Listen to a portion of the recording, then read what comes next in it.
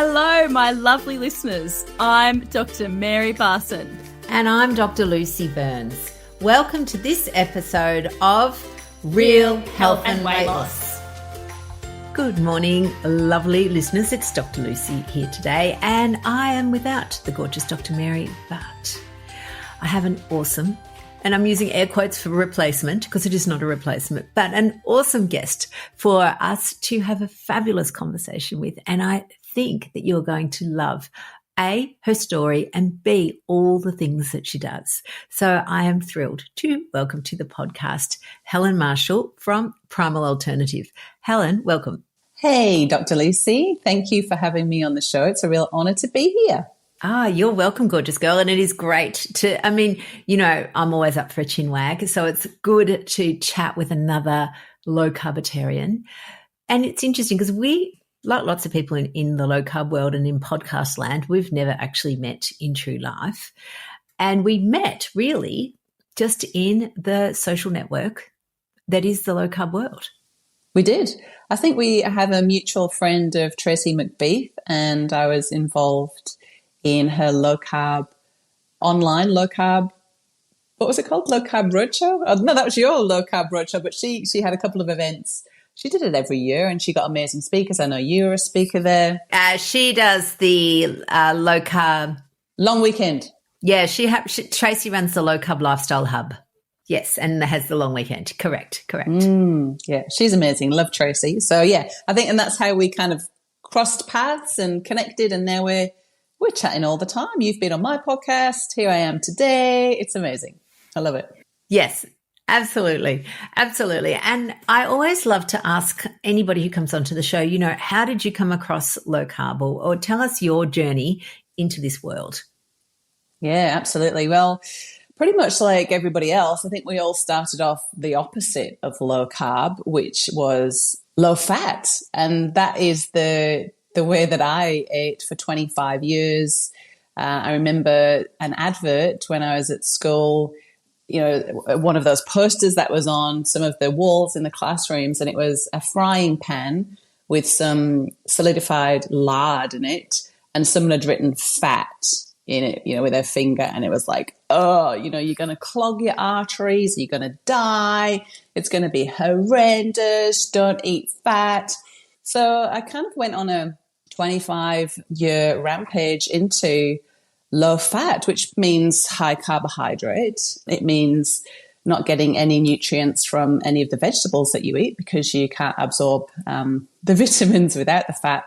And a kind of dull and bland way to live, really. But, I really am motivated to be healthy. I always have been. I've worked in the health and wellness world since I started teaching aerobics at the age of 14 and did my degree in this industry and still work in it to this day. And so that's what I thought was needed to be healthy. And then when I look back, I can see a couple of, hindsight is a wonderful thing, right? And when I look back, I can see some indicators that perhaps, I can see some indicators that perhaps things weren't all that going that great under the bonnet, but kept on going, had my 2 babies. And I think it's almost when you've had the babies and you've really put your system under that pressure to create, another human, and then the looking after, the nurturing, the sleepless nights, then your body kind of goes, actually, you know what? I can't take any more.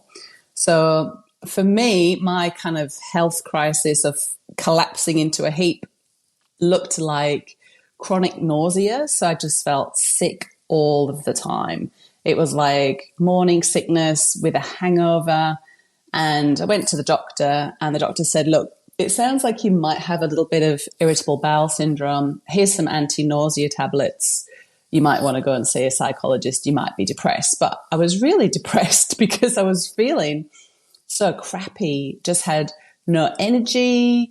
So rubbish. So I felt so rubbish. I had no energy. I couldn't sleep, even though I was exhausted. I would lie in bed on a night and just be singing theme tunes of kids, TV shows, like some kind of torture. I couldn't poo. So I was completely constipated. Yes. And my entire body was just aches and pains from head to toe. I had to get up in the middle of the night to pop some Nurofen to get back to sleep because the pain was unbearable. And obviously, because of all of these symptoms, I was feeling anxious. I was feeling overwhelmed. I just thought my kind of default mood was like, well, what's the point? Like, is this it? Like, I kind of really was hoping that I was dying of some horrible disease because I couldn't see any way out of this. And then one night I was having a bit of a dark night of the soul, and I was chatting to my husband. And at that point, we were a one-income family and we didn't have a lot of cash. And I said, look, I think I need to go and see a naturopath to find out what's wrong with me.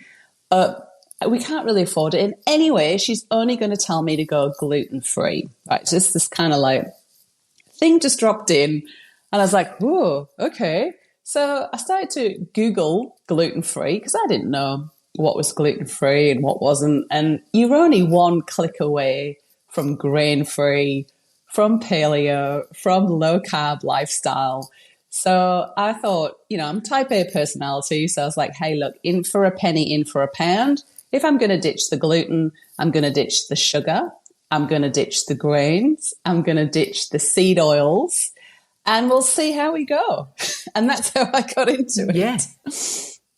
Amazing, amazing. And given how you are, I'm imagining that you felt a whole lot better. Yeah, seriously, it was a case of day and night. What didn't happen instantly. Perhaps after about a week, I felt as if a veil had been lifted. And, this kind of like, I've heard you and Dr. Mary talk about these little glimmers that you get where you're like, oh, I think I feel all right. I think I can kind of see a purpose here. And just that kind of like that inner knowing that I'm going to be all right, and then, the symptoms would come back if I'd overdone it or I was a little bit tired or something like that. So it took about 6 weeks to really kind of go from feeling like crap to feeling energized, to going to the gym and being able to lift weights over my head without seeing stars and feeling like I was going to pass out from low blood sugar, to sleeping well, to going to the toilet, all of these sorts of basic functions that if they're not optimal, or they're not, you're not sleeping, you're not pooing, like it's not a good place to be. No. And you know what I just love about what you said then is that it took a while, like a number of weeks, 6, 8, sometimes longer weeks. And I think sometimes we make a change and we expect everything to be fixed straight away. And we expect that we should be able to do everything straight away. So a lot of the time people will go, oh, Lucy, I'm too tired. I can't possibly go to the gym. I can't lift weights. I can't cook from scratch. I've just got no energy for any of that. That all sounds way too hard. But what you've described is this idea that you don't have to do it all at once. Like you just start and then you build on it. And I love that. Yeah, that's not our fault. We're sold quick fixes, aren't we? It's like you're going on holiday in 2 weeks, take this shake for the next fortnight and look amazing on the beach. Everything is a quick fix, a quick pill. Nobody wants to do the hard yards. That's the hard work. And when you do those hard yards, it's not just a case of changing your diet and quitting grains and feeling better. It's like you got to face all of these other feelings that are in there, like, well, I like bread and I want to have bread and I can't have bread anymore. And, you've got this whole kind of like little nurturing of this inner child as well that that you've got to contend with. It's not a straightforward process. And I think that we're looking for something quick. We think that we've got to be 100% perfect when actually we don't. And I love you have this message as well. Like this isn't a diet as in, a verb of doing a diet. It's a lifestyle, and that we're always looking for incremental upgrades. We don't have to be perfect right out of the, as soon as we hit the track, it's about evolving, when you learn better, you do better, and so forth. Yeah. And we see this all the time because, so as an example, I drink black coffee, but I didn't start out drinking black coffee. I, in fact, loved lattes. I was a latte lady. Lucy loves lattes, so many alliterations. And I didn't, I changed from milk to cream when I first sort of transitioned, but I did that for probably 6 months before I then was ready to go, okay, well, let's just see what life looks like with black coffee. But if you'd said to me at the start, oh, by the way, you need to drink black coffee, I would have, told you to go to Hell in a Handbag because I was just not interested in that. And we can certainly do small steps. You don't have to do it all, and you don't have to do it all at once. And you know what? Some people don't ever want to go onto black coffee, and that doesn't matter either. You just do what works for you, but it doesn't have to all happen within a day or a week. So true. And coffee is such a great example because a lot of people, what is it that you like about the coffee? Is it the coffee, the actual taste of the coffee, which is quite bitter, or is it the sugar bomb that you love from the lactose in the milk? I used to have my pre-low carb lifestyle coffee was a skinny mocha. That was it. A skinny mocha. That was it. No sugar, because I was always trying to be healthy. I know sugar wasn't that good either. But so I'd have a skinny mocha. It's like, oh my goodness, like complete sugar bomb. And yes, of course, like you're missing.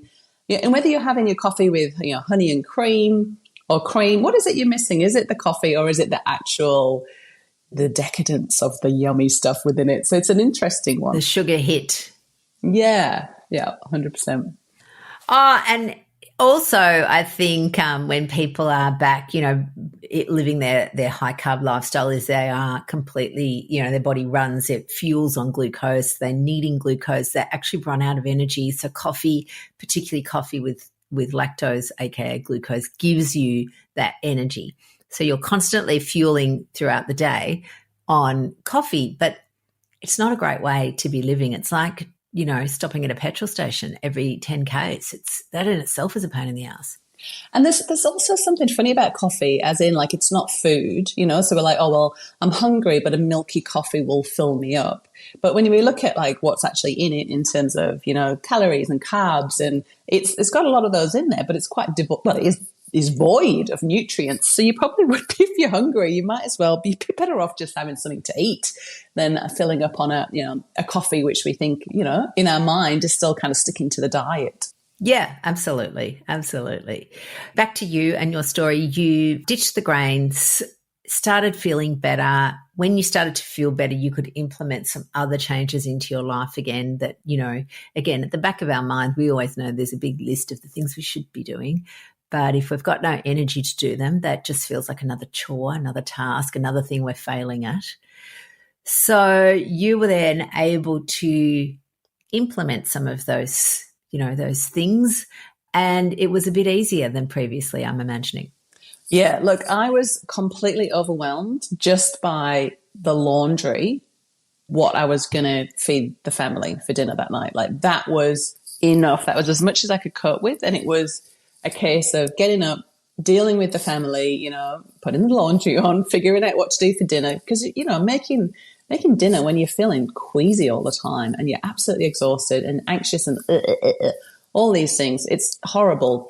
And then, in the afternoon, I would go and sleep for 3 hours in the afternoon because I was completely burnt out. But once I started to take the grains and the sugar and the carbs out of my diet, I really did start to heal, and, my sleep improved, my bowel movements actually occurred. And as I say, I had those glimmers of feeling like there was hope. And before you knew it, I was feeling so much better. And one of my friends actually said to me, geez, Itch, it's like you found God. Because I was really like evangelical about this way of living. And I wanted to kind of get out and help other people. And so I started to write this blog, was the first kind of channel, because I think when you've experienced healing yourself, like when you are healing, it's a very selfish time, and that has to be. You have to look after yourself first, right? The put your oxygen mask on before you put others on, that kind of analogy. But when you feel better, you do feel, I call it like a period of self-transcendence where you feel compelled to reach out and help other people. So with the blog, people were coming up to me in the street and putting their hand on my arm, in the local shop and saying, what did you do? What did you do? Because I've been on anti-nausea tablets for 5 years and I feel terrible as well. So what did you do to change it? So I started health coaching. I qualified as a health coach. and just to help other people who are feeling, sick and tired of being sick and tired to feel better as well. But here's the thing, they all got brilliant results doing this. During the week, it was like, I feel amazing. This is great, H. We love, I call it primal living, or, grain-free paleo, a very similar way of life.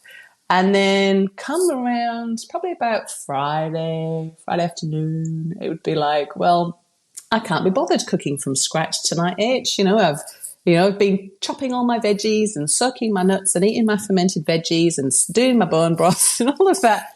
And I want a break. So I'm just going to go and get a pizza. And now I've kind of fallen off the wagon. So I might as well drink the bottle of wine. And then the next thing they know, they're rummaging through the freezer for that half empty carton of ice cream. And they're thinking, oh, well, I might as well eat this as well. Fallen off the wagon. So throwing the baby out with the bathwater. And that's when I really started to realize that there was this real willpower at play. We had to just get by through willpower, which is kind of like how the diet industry works, right? On willpower. But we all know now that willpower is finite. Like, it runs out. You can only flex your willpower probably till about Wednesday afternoon, and then it starts to go, I can't really be bothered anymore. But we think that there's something wrong with us when willpower runs out. We think that we're lazy. We think that we're greedy. All of these shameful things that we put on ourselves, when really it's just human nature that you cannot, run your whole life through willpower. So my approach was, okay, well, what is it that you're missing? And how can we find a primal alternative to that you're missing, so that you don't feel like you're missing out and your little human brain is quite happy to carry on because nobody's going to deprive you. And that's really where I got the staying power, not just for my health coaching clients, but also for our family. I mean, my husband was like, okay, we'll do this low carb thing, but we're not doing it without cookies. So I had to figure out something to keep his cookie monster happy. Absolutely. And I think the tricky bit for humans, we will always, move away from pain and lean into pleasure. That's normal. And so when we're feeling rubbish, it's easier to move away because you go, oh my God, I feel so terrible, I'll do anything. Then you start to feel better, and it's almost like your brain's forgotten how terrible you feel. And so all of a sudden it discounts that because it's no longer needing to move away from the pain. It's already moved. And so then it's going, right, well, now what? What pleasure can I find? And so, yeah, it comes back to then as you said, pizzas or Tim Tams or whatever it is people's various, penchant for pleasure. Yeah, that's 100% right. And it's the amygdala, isn't it, that the primal part of the brain that is moving us always away from pain and towards pleasure. And so trying to have that willpower to override that is it's just never going to happen. You're just going to end up in a heap. You're going to fall off the wagon. And it can be sometimes just so empowering, like just a big dose of self-love to realize that. Yeah, absolutely. And look, I think, we can change what we do. We don't always have to succumb, if we like, to our brain's options. And I often describe it as your brain is a bit like a waiter. It will offer you options, and all of those options are designed either to keep you safe or make you feel better. So move away from pain into pleasure. You can decide, because we are the boss of us, whether you are going to listen to that waiter. But we do know that there are things that make the waiter louder. So if you're tired, if you're angry, if you're lonely, if you're hungry, all of those make the waiter very loud. And that can be the reason why we listen to it sometimes and not other times. Because I know for a lot of people, they go, oh, sometimes I can resist and other times I can't. And I don't know what's wrong with me. And it's because there's some other stuff going on. Yeah, it's so true. I love that analogy. Yeah. I love a bit of an analogy, as you know. It helps explain, complex things, make it easy. But what I love, so Helen, you have gone, and as we've talked about, you are, like I'm the same. I became a low carb zealot, a low carb aficionado, and I just wanted other people to feel as good as I did. And you then created a business seeing that there was a need for low carb products or grain-free alternate products so that people can live this life easily. Tell us a little bit about that. Yeah, well, it's funny how things happen because, I never sort of sat down and brainstormed how I wanted to create a food brand that was going to take over the world.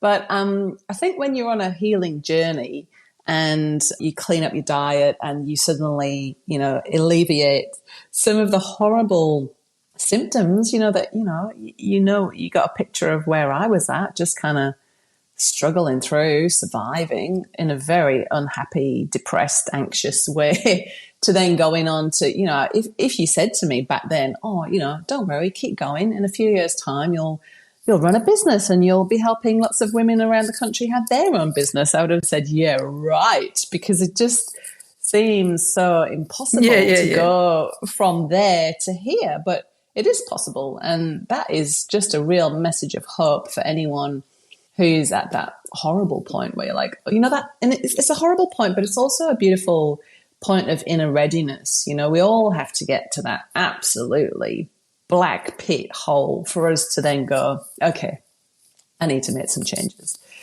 So there's always a silver lining and a lesson along the way. But yes, so I was health coaching my clients.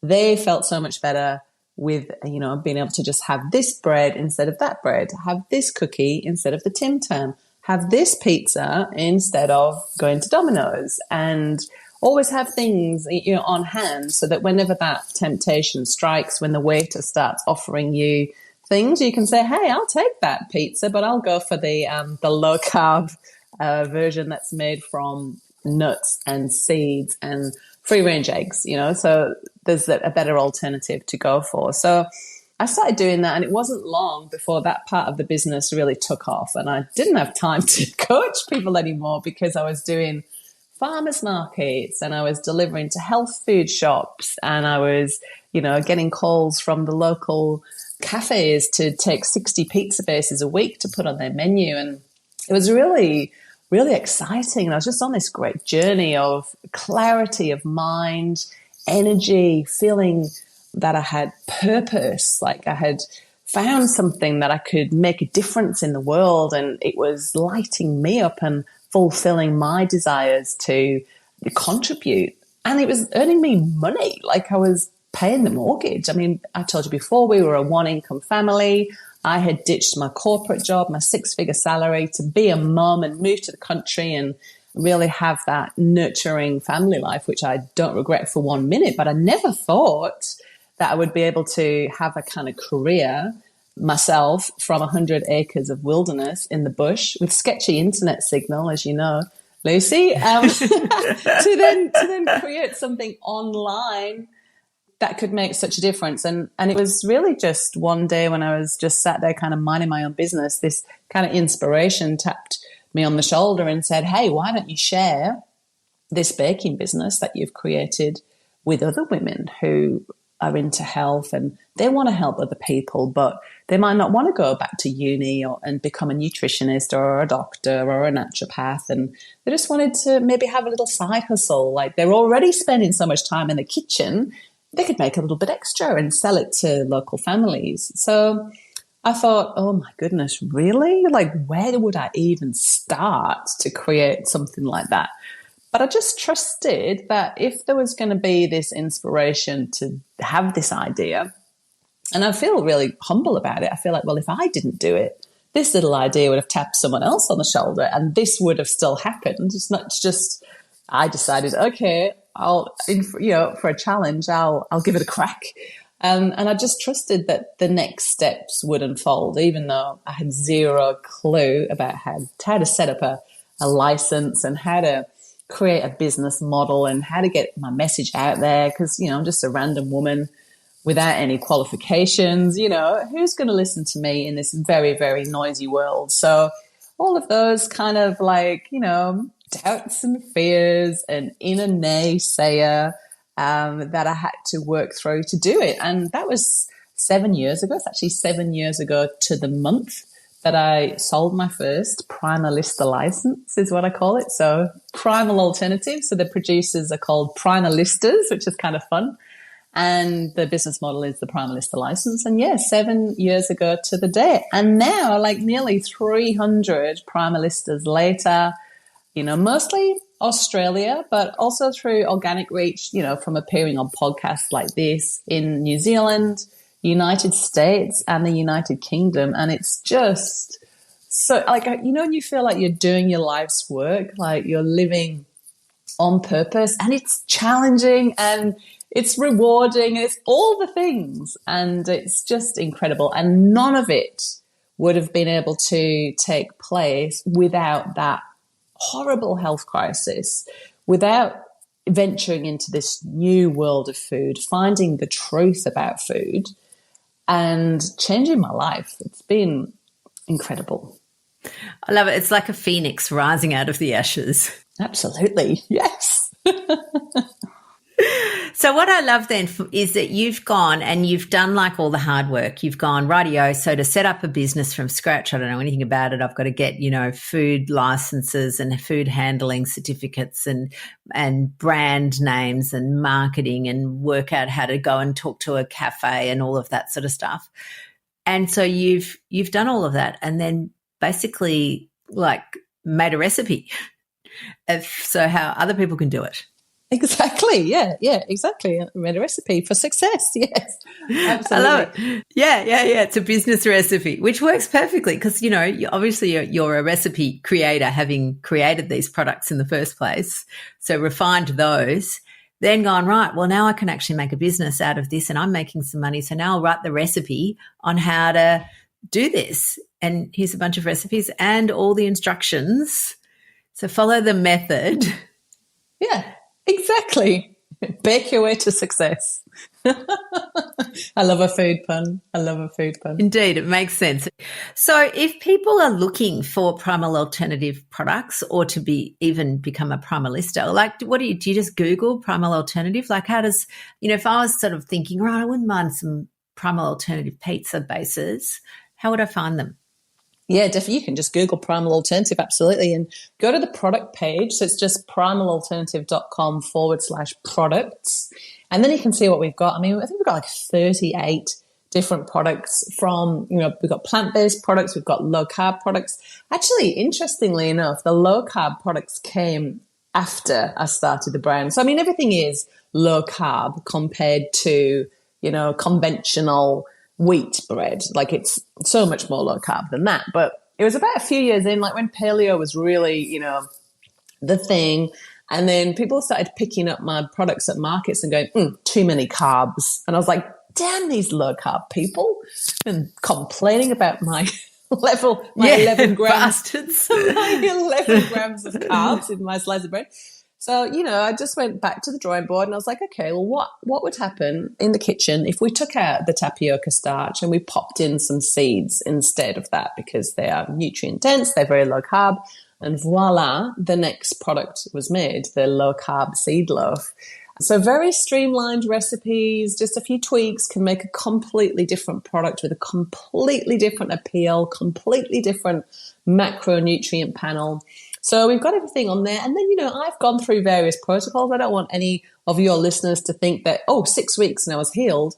I think that healing is a process. You hit different stages of your life. Like I'm nearly 50, I'm perimenopausal. So there's been a lot of like liver work to do lately, which has been a great journey. And so there's always something that you kind of, right, okay, I'm going through an egg-free phase, or I'm going through a dairy-free phase, or I'm doing a GAPS protocol where I have no starch at all.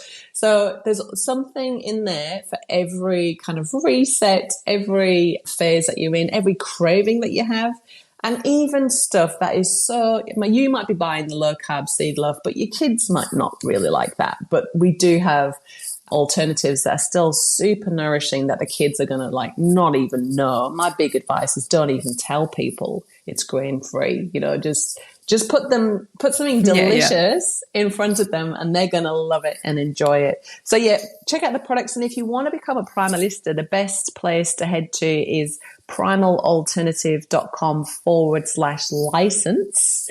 And that's got everything on there. I like to just put, heart on my sleeve. Here it is. This is how much it costs to make the bread. This is what she says it's like. This is where we've got producers. This is how it works. This is who I am. Everything on there, so you can get a real flavour for what it is and how it works. Oh, a flavour, another little pun. Seriously, there's all your copy. It's all about flavour, recipes, protocol, all that stuff. I love it. Oh, Helen, you know what? I totally love it. I love that you have, you've done like your own, I always call it your own experiment. And I firmly believe that there is no one diet for all humankind. Like, I think anyone that says that is just talking rubbish. What it is about finding the way of eating that works best for you, that you can do most of the time, if not all of the time, but certainly most. No point being having the perfect protocol that you can only stick to for 2 days. And no point having a protocol that then makes you feel isolated and, like you're on your own island away from the world, or something that you can only do when life is perfect, when there's no stress or anything like that. None of that is helpful. So I love that you have done your own experiment and that you now provide products that help people who are running their own experiments, and that you have created business model for other women to be able to, again, work from home in a situation that suits their lifestyle and their family. It's perfect. Yeah, thank you. Yeah, it sounds amazing when you say it like that. Oh, well, I love reflecting back. So, gorgeous one, you are obviously also on socials, on Instagram is it Primal Alternative? Is that Primal? Yeah, that's it. Just Primal Alternative. Easy peasy. Easy peasy. I love it. Gorgeous listeners, if you are looking, go check out Helen's page at Primal Alternative. If you're looking for any low-carb real food products, you can find them on her website and a list of your local producers, because, again, we love, as at Real Life Medicine, we love supporting female-led businesses, particularly if they're local. Great for the environment, just great for health, great for everything. Gorgeous, Helen, thank you so much for being on the podcast. It has been a delight, as always, and I am quite sure our listeners will go over and check you out. Awesome. Thank you so much, Lucy. You're welcome.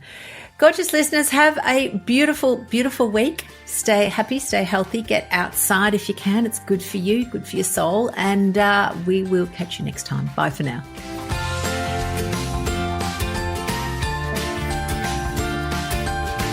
So, my lovely listeners, that ends this episode of Real Health and Weight Loss. I'm Dr. Lucy Burns. And I'm Dr. Mary Barson.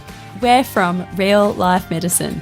To contact us, please visit rlmedicine.com. And until next time, thanks for listening. The information shared on the Real Health and Weight Loss podcast, including show notes and links, provides general information only. It is not a substitute, nor is it intended to provide individualized medical advice, diagnosis, or treatment, nor can it be construed as such. Please consult your doctor for any medical concerns.